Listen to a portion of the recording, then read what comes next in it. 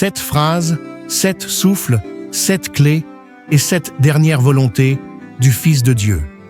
Et si chaque parole était une porte spirituelle, un code céleste pour ouvrir ton cœur à la transformation, imagine-toi au pied d'une croix, dans un silence surnaturel. Un homme meurt, lentement cloué, ensanglanté, mais ses lèvres ne murmurent pas de haine. Elles révèlent des codes, des clés et des phrases qui, prises au sérieux, peuvent transformer une vie entière. Bienvenue sur Laïc 3.0. Aujourd'hui, nous parcourons les évangiles pour vous apporter la raison pour laquelle Jésus a prononcé ces 7 paroles sur la croix. Il est environ 9 heures du matin. Une foule se rassemble, pas pour acclamer, mais pour condamner. Un homme seul, ensanglanté, titube sous le poids d'une croix qui n'est pas la sienne. Il n'a commis aucun crime. Il n'a soulevé aucune épée. Il a guéri, pardonné, élevé et aimé jusqu'à l'extrême. Pourtant, c'est lui que l'on cloue entre 2 brigands. Le ciel s'assombrit. La terre retient son souffle. Dieu fait homme est suspendu entre ciel et terre. À cet instant, il aurait pu appeler des légions d'anges, mais il choisit de rester. Pour toi, pour moi et pour le monde. Nous sommes au sommet du Golgotha. Jésus, le Fils de Dieu, est suspendu entre ciel et terre, les poignets transpercés, le souffle court. Il vient d'être trahi, abandonné, humilié, torturé et crucifié. Tout autour de lui, des soldats rient et se partagent ses vêtements comme un trophée. Des chefs religieux se moquent de lui en disant « Il a sauvé les autres, qu'il se sauve lui-même ». Le peuple regarde en silence, indifférent ou plein de haine, même l'un des brigands à ses côtés l'insulte. Mais Jésus ne répond pas par la colère, ni par la vengeance. Au lieu de cela, ses premiers mots prononcés sur la croix sont une intercession. Se trouve dans l'évangile de Luc, le chapitre 23, le verset 34, il a dit « Père, pardonne-leur, car ils ne savent ce qu'ils font. » Cette parole n'est pas un cri de vengeance. Jésus ne commence pas par crier, mais par prier. Il révèle une loi du ciel, le pardon avant la justice. C'est une prière de pardon. Il ne dit pas « Seigneur, punis-les », mais « Père, pardonne-les ». Jésus est suspendu, battu, trahi, rejeté. Il saigne de tous côtés. Et pourtant, sa première parole n'est pas une plainte, mais une prière.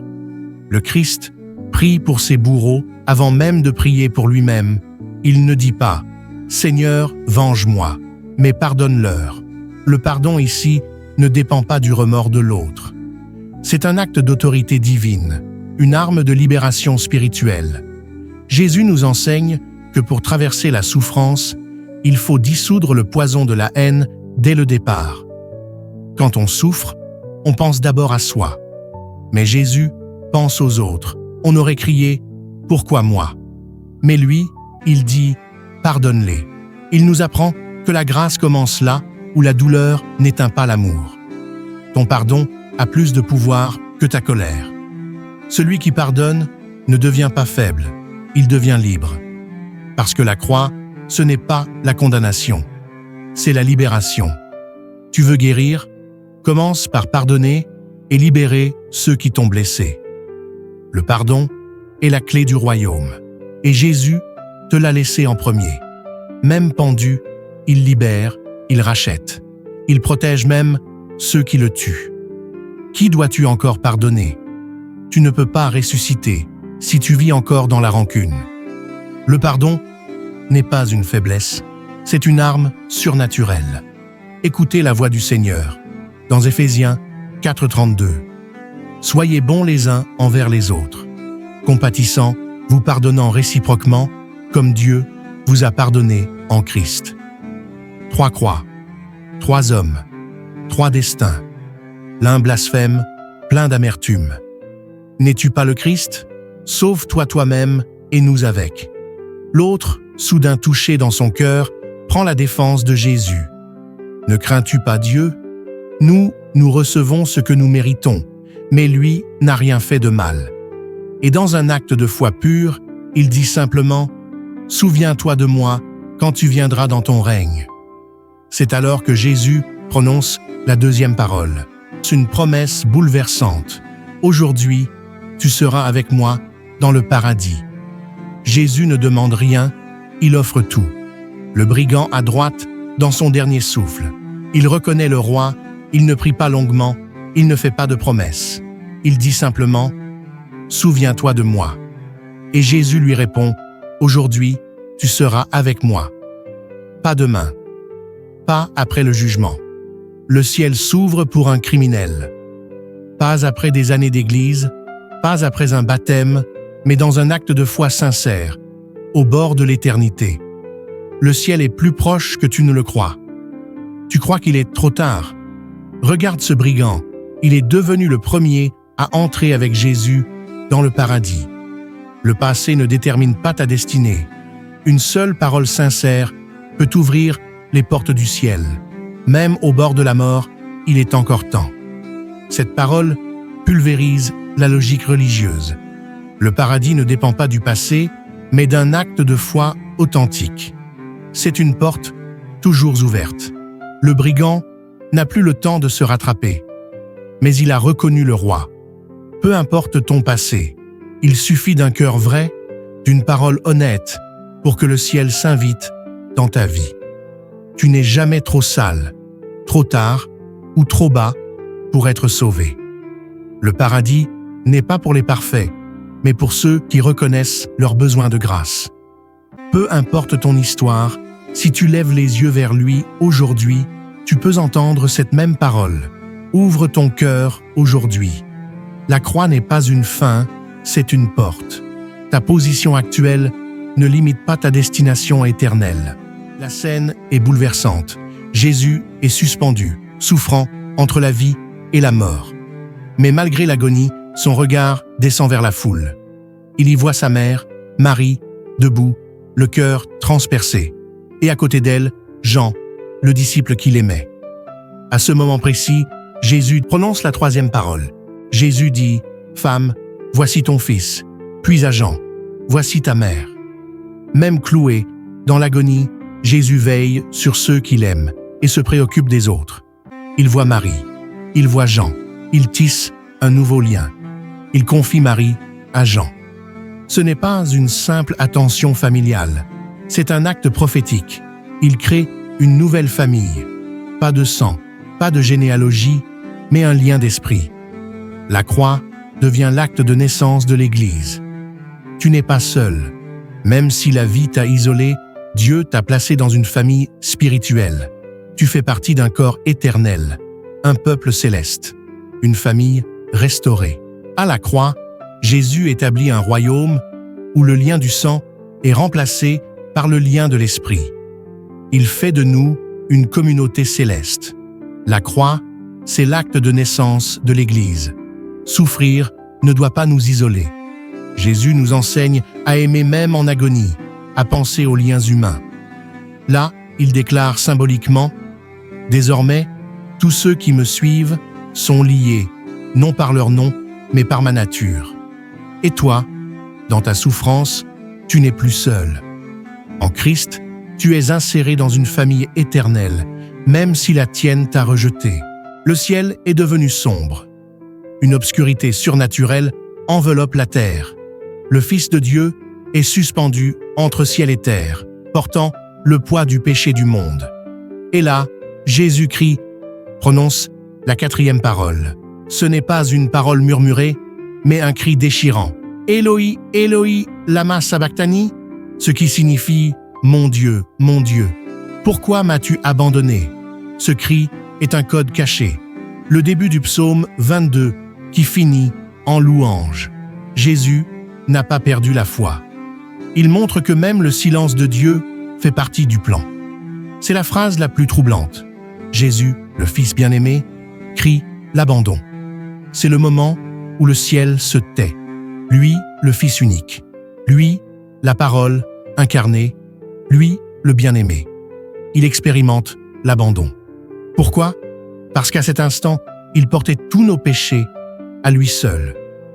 Tu te sens seul, tu ne ressens plus Dieu, il est pourtant là. il te comprend.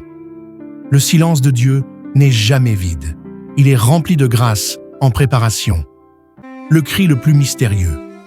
Jésus, l'Éternel Fils, ressent la séparation avec le Père. C'est ici que ton péché a été porté. C'est ici que le ciel a tourné le dos pour que toi, tu sois accueilli. Dieu s'est tu pour que ton silence soit brisé. Même quand tu ne ressens plus sa présence, il travaille dans ton silence. Il porte le péché du monde à lui seul. Il ne détourne jamais les yeux de toi. Qui n'a jamais crié dans la nuit ? Pourquoi, Seigneur ? Pourquoi moi ? Je vous rappelle ceci, même Jésus est passé par là. Tu n'es pas fou, tu n'es pas abandonné. Tu es dans le processus du ciel. Le silence de Dieu n'est jamais un rejet.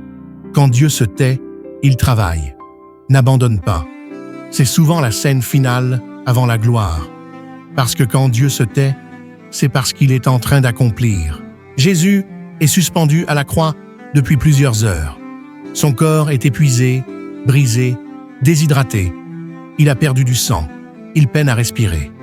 Et alors, au milieu du silence pesant, il prononce la 5e parole. Il dit « J'ai soif ».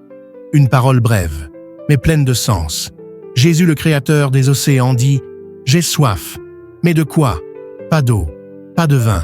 Il a soif de toi. À la croix, ce n'est pas seulement le corps qui souffre, c'est le cœur de Dieu qui réclame ton amour. Il a soif de ton adoration, de ta communion, de ton obéissance. Quand vas-tu étancher la soif du cœur de Dieu ? Ta louange, c'est l'eau vive qu'il attend à chaque instant. Ta foi, c'est la coupe qu'il désire boire. Cette phrase contient la soif de l'amour humain, la soif de ton âme. Ce n'est pas seulement une souffrance physique, c'est une soif d'intimité. Le Dieu qui a tant désiré ton cœur. Qu'est-ce que tu donnes à boire à Dieu ? Du temps. Ton amour, ton obéissance, ce n'est pas une soif d'eau, c'est une soif spirituelle. La soif de ton amour, de ta réponse, de ta présence. Jésus assume la limite humaine. Il n'est pas un super-héros invincible. Il nous montre qu'accepter sa faiblesse est une force. Comme le psalmiste David a dit dans le psaume 42, le verset 2. « Mon âme a soif de Dieu. Le moment est solennel. Le ciel est obscur, la terre tremble. Le voile du temple va bientôt se déchirer. Jésus, épuisé, après avoir dit « J'ai soif », boit le vinaigre. Puis, avec force, il prononce la 6e parole. Il s'écrie « Tout est accompli ». 3 mots qui changent tout. Pas une plainte, mais une déclaration triomphale. Tout est accompli.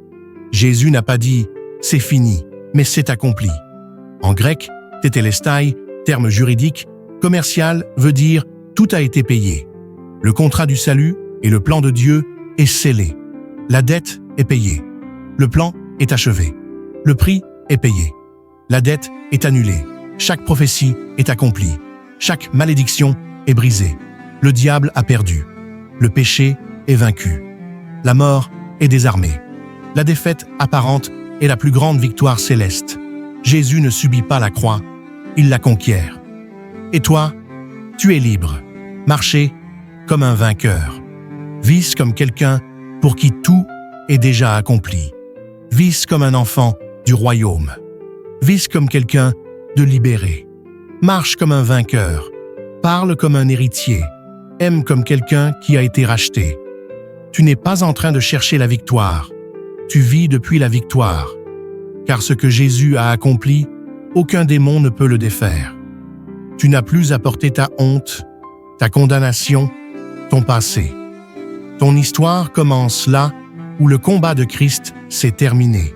C'est l'ultime souffle après avoir dit « Tout est accompli ». Jésus pousse un dernier cri qui est la 7e parole, non un cri de désespoir, mais de foi. Et il dit « Père, je remets mon esprit entre tes mains ». Puis, il expire. Dernière parole. Dernier souffle, pas un adieu, mais un acte de confiance. Jésus ne meurt pas par accident. Il retourne entre les bras du Père. Il remet son esprit et il te montre le chemin. La mort n'a pas le dernier mot. La croix est un retour, une transition vers la gloire. Quand tout semble fini, quand tu n'as plus rien à contrôler, remets-toi à Dieu. Ce que tu déposes dans ses mains, il ne perd jamais ce qu'on lui confie. Remets-lui tout, ton passé, ton avenir, tes blessures, ta vie. C'est une déclaration de confiance absolue. Remets-toi entièrement à Dieu. Tu ne perdras jamais ce que tu places entre ses mains. La vraie force spirituelle, c'est l'abandon total à celui qui tient tout. Es-tu prêt à tout remettre, à lui dire « Je ne comprends pas tout, mais je te fais confiance ». Cette parole, cette révélation, cet appel à renaître. Mais une seule vérité, la croix n'est pas une fin, c'est un commencement. Et aujourd'hui, cette croix te parle encore. Il a pardonné pour te libérer. Il a promis pour t'espérer. Il a confié pour t'entourer. Il a crié pour te comprendre. Il a soif de ton amour. Il a vaincu pour t'élever. Il s'est remis pour que tu sois restauré. Et toi, que feras-tu de ces paroles? Tu veux changer de vie? La croix est encore debout. Jésus t'attend. Ces 7 paroles ne sont pas juste des mots. Ce sont des codes célestes, des clés pour l'âme, des réponses à tes plus grandes douleurs, un chemin de rédemption pour ceux qui se sentent perdus, un modèle de foi pour ceux qui souffrent, une déclaration d'amour pour toute l'humanité.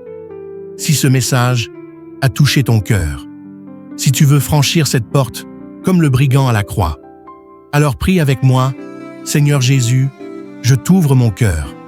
Par ta croix, je suis pardonné. Par tes paroles, je suis réveillé. Je veux marcher avec toi. Aujourd'hui, je reconnais ton sacrifice. Je reconnais ton amour. Je te remets ma vie. Je veux marcher avec toi. Je reçois ton pardon, ta paix, ta vie éternelle. Je suis à toi. Pour toujours. Amen. Abonne-toi à Laïc 3.0 pour des vidéos chrétiennes profondes, inspirantes et pleines d'espoir. Laisse un commentaire avec la parole qui t'a le plus touché.